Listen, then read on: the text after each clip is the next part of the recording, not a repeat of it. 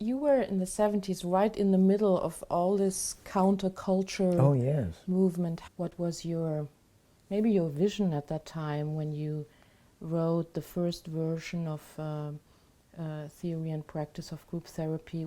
What group therapy could bring to the world, could do? Well, I first got involved with group therapy when I was in training.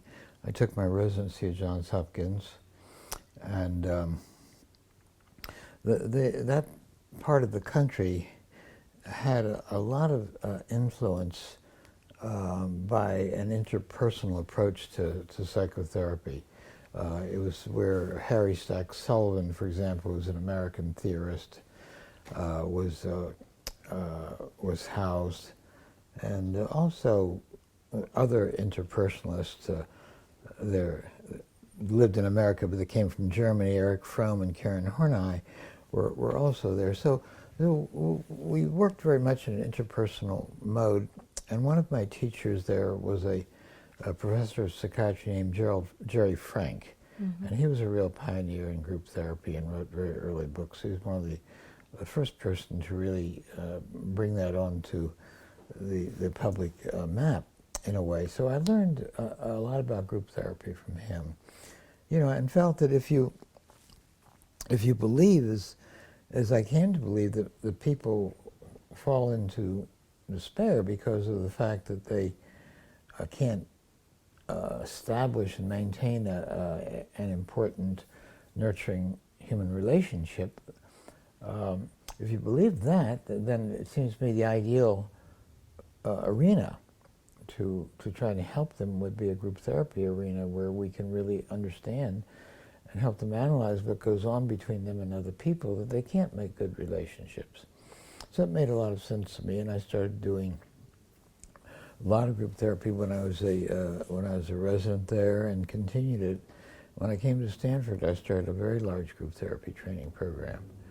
We must have had 30 groups in our clinic. Mm. You won't find 30 groups in all of California today, it seems. But anyway, we had a lot of, and the residents had a lot of training. So I really did a lot of groups in that time. Do you remember your first group? Is that something you have present? Very well. Yes, I do remember my first group.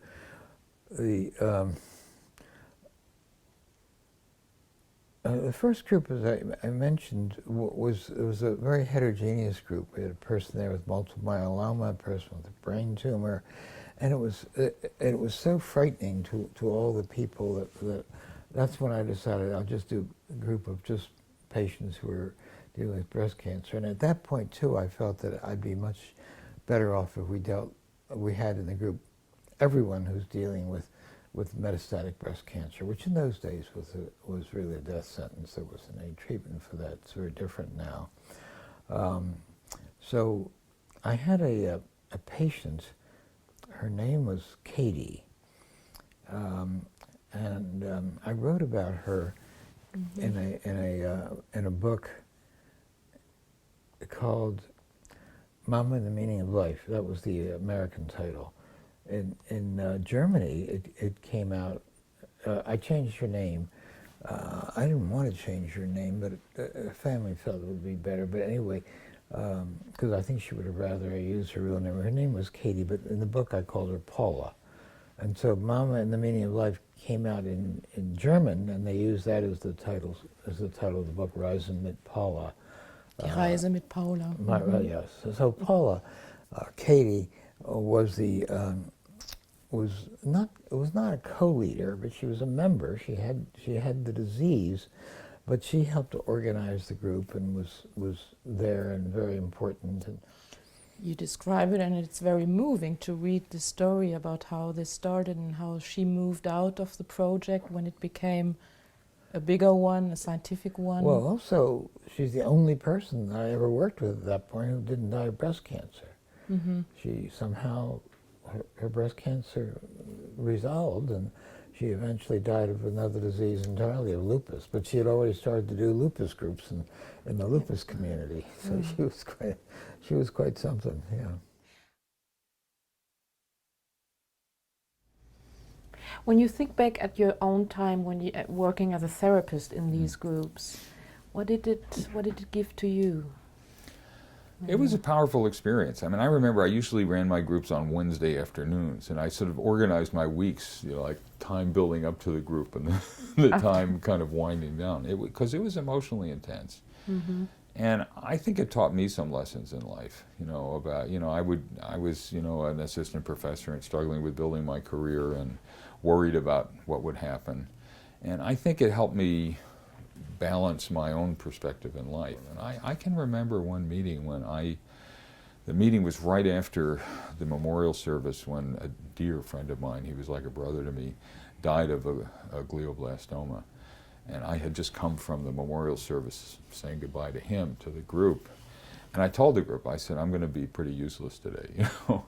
And they kind of took care of me, you know. They were helping me deal with my sadness and loss and just my sense of the limitations of what I could do and control. And I very much appreciated that, and I needed it at that time. So, you know, it's a reminder, you know, that I was there because I have a certain expertise, but I'm a human being too. And the whole idea of the group is a give and take, and we had different roles, but that day we kind of switched them around a little bit. I often experience that it makes it, as a therapist for me, it makes it easier, the whole issue of cancer, working in the groups, and sometimes when I work in individual. Because somehow the support and the lightness that can come through the support also gets to me. Whereas in the individual work, sometimes it doesn't get to this.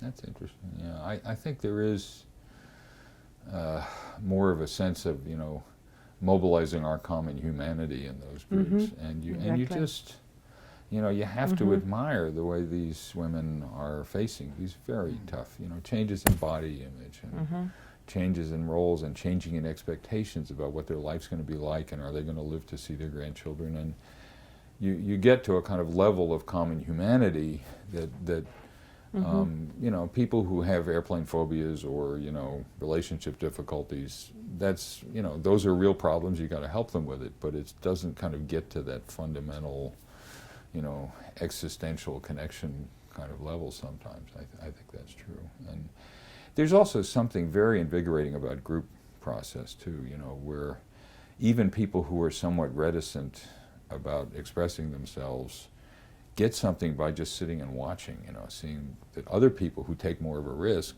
you know, get more of a benefit, and so it kind of draws them in, but you don't have to sit through a boring session with somebody who doesn't want to talk, because there's 6 or 7 other people who are.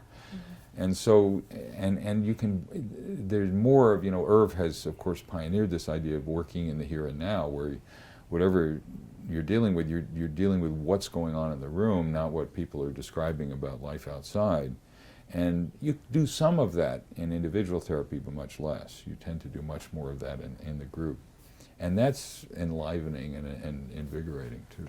What I like to do, what I enjoyed the most about doing the groups was that there was a kind of energy, a dynamic, a momentum that would take place every meeting. It was impossible for it not to happen. And it's a kind of energy when people are sharing from their internal person, and they are they're telling their truth. They're telling what's important to them. And everyone there is attentive to that story and to those people. And they know each other. They've been together for weeks or months, and they care. So it's kind of like you're being held by the invisible circle of caring. And so something magical kind of happens, a kind of magical energy. And it doesn't matter whether you had a bad mood before you went into the group or not. You come out of it feeling very good. You feel grounded, for one thing, in the true facts of life and what's important in life. And it gives you a good energy. And this happens for patients, but also for therapists. It happens for patients and it happens for therapists. And that's when you know you've had a good group, when you really can feel it in the room. Yeah. And in yourself. And no? in That you yourself. come Of out course, we're all the grounded. monitors of what's going on in the happening. room, and the more we can experience the atmosphere and the feelings, the more delightful it is. Mm-hmm. Would you say that these many years dealing, reflecting on death and dying and existential issues has somehow influenced your own path? Oh, for sure. But How I'd you- almost put it the other way around, that I've been reflecting on it for a long period of time, and I could try to help patients deal with it or cope with it. But then I've worked with so many patients who've been facing this that they've taught me a lot as well. Mhm. Yeah. Mhm. So it's been bi-directional.